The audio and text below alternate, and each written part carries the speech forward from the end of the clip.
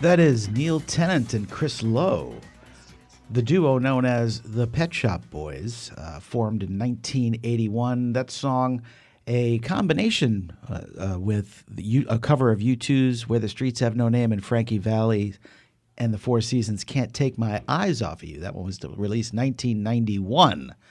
Good morning, Vaqueros. This is DJ Doc V. You're tuned into Office Hours on Vaquero Radio, the Valley student station.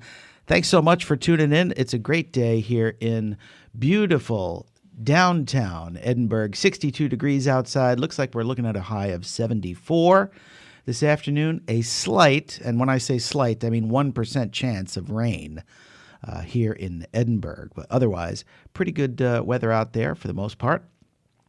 Thanks for tuning in. Boy, the end of week 4 in the spring semester here at UTRGV. Hopefully everyone's finding their footing on campus and making some progress in your classes. We've got some great music coming up for you this hour, including, let's see what we got. We got some of The Police. And in fact, I think every song I picked for today is from the 20th century. So a little throwback for those of y'all listening today. We've got some Billy Joel, we got some Toto, and maybe some George Michael a little bit later on. But started off with the Pet Shop Boys.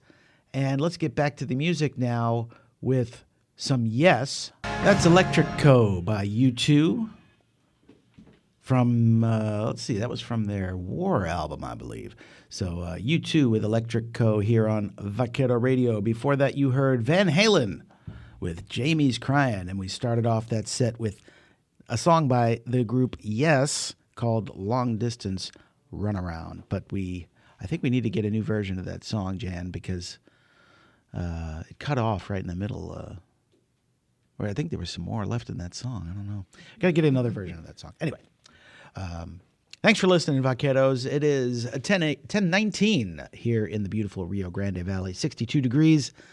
This is DJ Doc V. You're listening to Office Hours here on Vaquero Radio, the Valley's student station. Thanks for tuning in. In case you missed it, some great headlines in the Rider newspaper this week, including the UTRGV Athletics tribute to the late coach Lou Hill, who passed away suddenly last year, unexpectedly. Still a beloved figure here in Vaquero Athletics, and particularly the basketball team. They did a tribute this week, really, really touching tribute for Lou Hill, the former and now late basketball coach for the UTRGV men's basketball team. So, also great editorial I just saw by one of the Rider copy editors on titled "Why Do We Ban Books?" We were just talking about this in the studio, as a matter of fact. Banning books. What do you guys think about that? Does that solve anything? What does it do? Banning books. I don't get it. Arisbeth Rodriguez, the copy editor, wrote that editorial in the Rider. If you're unfamiliar with our school newspaper, go to www.utrgvrider.com and you can read the editorial by Arisbeth Rodriguez, copy editor, this week. Some other great headlines. Democratic gubernatorial hopeful Joy Diaz visited the Edinburgh campus as part of the Civic Engagement Alliance Meet the Candidates series. That was this week. She came down to Edinburgh, did about an hour and a half or so in the Student Union Theater, the Plains Capital Bank Theater. I got to go. It was interesting to meet her and see a little bit about her campaign. What else is on the headlines in the Rider? The FAR natatorium ribbon cutting was done last week.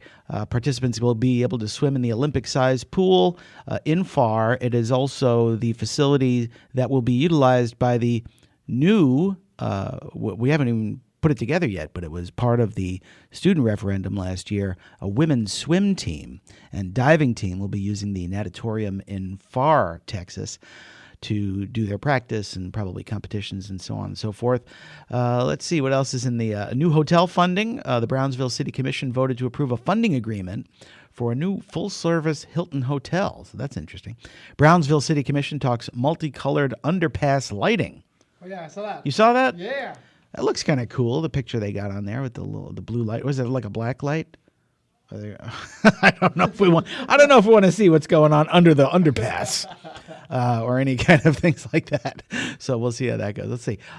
Campus cases of COVID-19 have dropped. Hidalgo County, within which the UTRGV Edinburgh campus exists, has some backlog cases, but the number of cases on campus has dropped. That's encouraging. What else? So if you're unfamiliar with student media in general or the Rider newspaper, I encourage you to go to, once again, www.utrgvrider.com and check out the great journalism that the students at the Rider are doing. It is Friday, February 11th at 10:22 a.m., and we're going to get back to Sting and Stuart Copeland, members of the Police, from the Zenyatta Mondatta record. That was Man in a Suitcase by the Police. Before that, you heard the Psychedelic Furs with the title track to the movie Pretty in Pink. It takes you back, right? 1986. That was the year I graduated high school. Holy smokes. The American teen romantic comedy drama film about love and social cliques in American high schools in the 1980s. Great film. If you haven't seen that one, great film. I totally recommend it. Thanks for tuning in, Vaqueros. This is DJ Doc V. You're listening to Office Hours, and as we do every week, how about this day in history? It is February 11th, and on this day in history, in February 11th of 1990, Nelson Mandela, leader of the movement to end South African apartheid, is released from prison after 27 years on February 11th, 1990. In 1944, Mandela, a lawyer, joined the African National Congress, the ANC, the oldest black political organization in South Africa, where he became a leader of Johannesburg's youth wing of the ANC. In 1952, he became deputy national president of the ANC, advocating nonviolent resistance to apartheid, South Africa's institutionalized system of white supremacy and racial segregation. However, after the massacre of peaceful black demonstrators at Sharpeville in 1960, Nelson helped organize a paramilitary branch of the ANC to engage in guerrilla warfare against the white minority government. In 1961, he was arrested for treason, and although acquitted, he was arrested again in 1962 for illegally leaving the country. Convicted and sentenced to 5 years at Robben Island Prison, he was put on trial again in 1964 on charges of sabotage, and in June, he was convicted along with several other ANC leaders and sentenced to life in prison. He spent the first 18 of his 27 years in jail at the brutal Robben Island Prison. Confined to a small cell without a bed or plumbing, he was forced to do hard labor in a quarry, breaking rocks. Yikes. He could write and receive a letter once every 6 months, and once a year he was allowed to meet with a visitor for 30 minutes. However, Mandela's resolve remained unbroken, and while remaining the symbolic leader of the anti-apartheid movement, he led a movement of civil disobedience at the prison that coerced South African officials into drastically improving conditions on Robben Island. He was later moved to another location where he lived under house arrest. This day in 1990, Nelson Mandela was released from prison. He subsequently became president of South Africa. Pretty cool story. What else?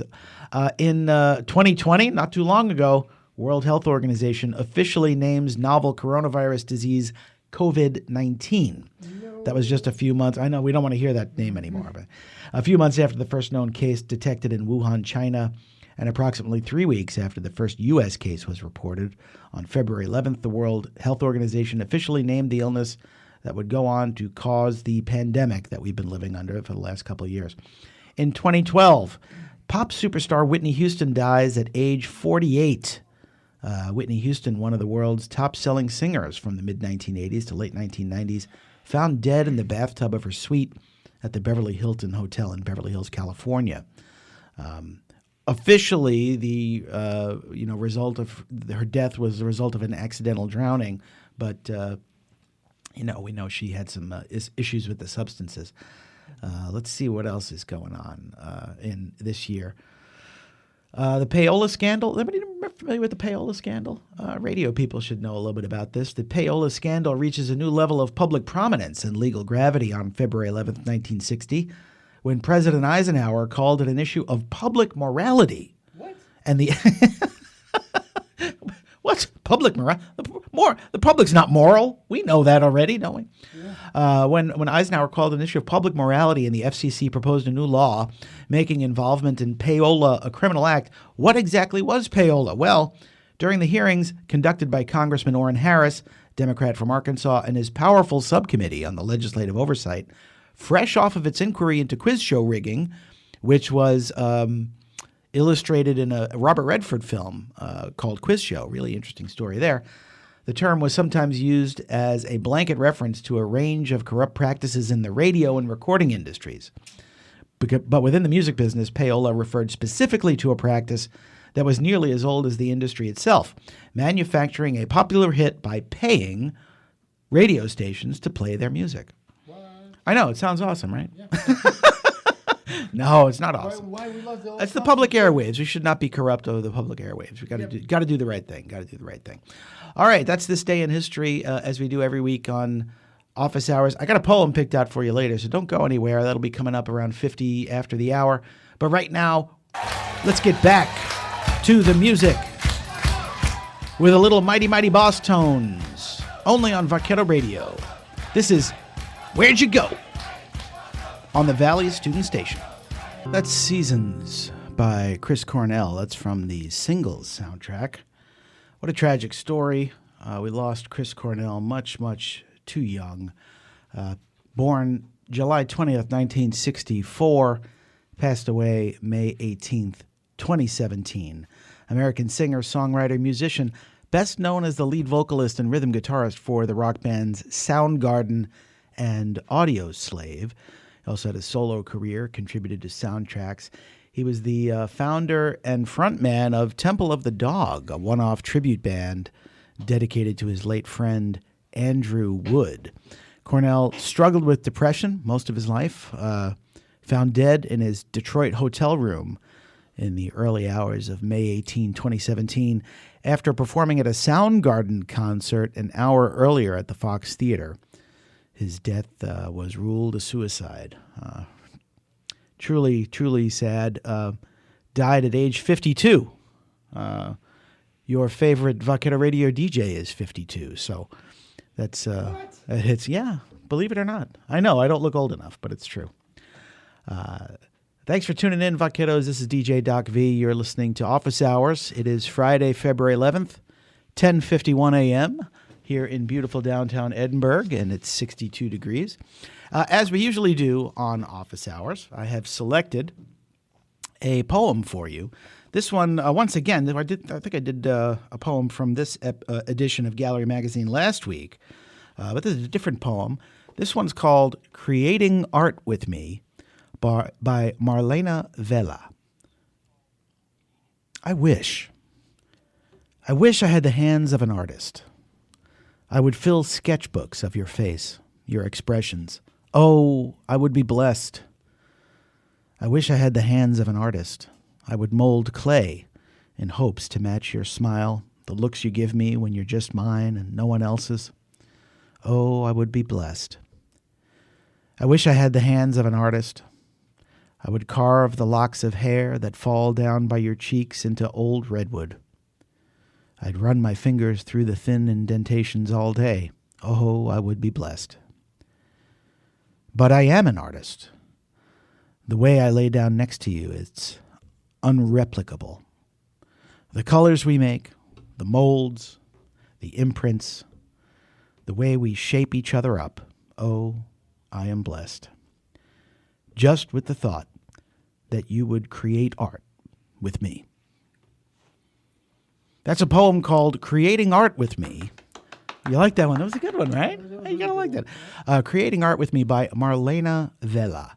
That's from the 2018 edition of Gallery Magazine. Gallery Magazine, another excellent production of the UTRGV Student Media Department, folks at the Student Media Department. And boy, there's just a never-ending well of talent among UTRGV students. It doesn't matter if it's poetry or music, acting, writing. I mean, you really got to love it. I mean, one of the things you got to love about student media. Got to love it, man. It's fantastic to see people come into their own and become the artists that they have always wanted to become. Just another few minutes, probably time for one, maybe two more songs right after this.